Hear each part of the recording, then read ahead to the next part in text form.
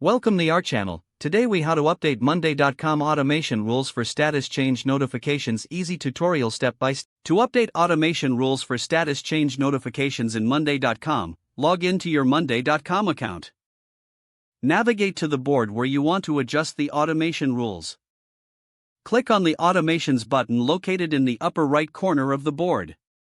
In the Automations Center, you will see a list of existing automation recipes. Locate the automation rule that pertains to status changes. Click on the three dots next to the automation rule to bring up the options menu. Select Edit from the menu to modify the automation rule. You will now see the current settings for that automation. Identify the status change trigger you wish to update. Click on the Status Trigger field to access the status options.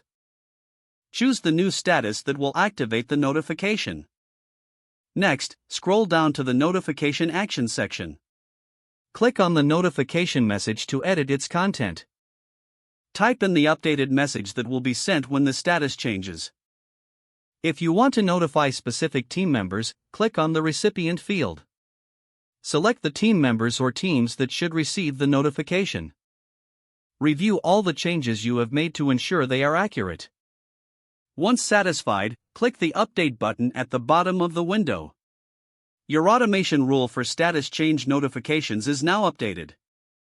To test it, change the status of an item on your board. Check to confirm that the selected team members received the notification. You have successfully updated your automation rules in monday.com. Feel free to revisit the Automation Center anytime to make further adjustments. If the page does not load, refresh the browser or try again in a private or incognito window. Make sure you are using the correct email address, then retype it carefully to avoid small typos. If your password is not accepted, use the reset option and create a new strong password you can remember. Check your spam folder for verification or security emails, then complete any requested confirmation steps. Enable two-factor authentication if available to improve account security and reduce unauthorized access risk.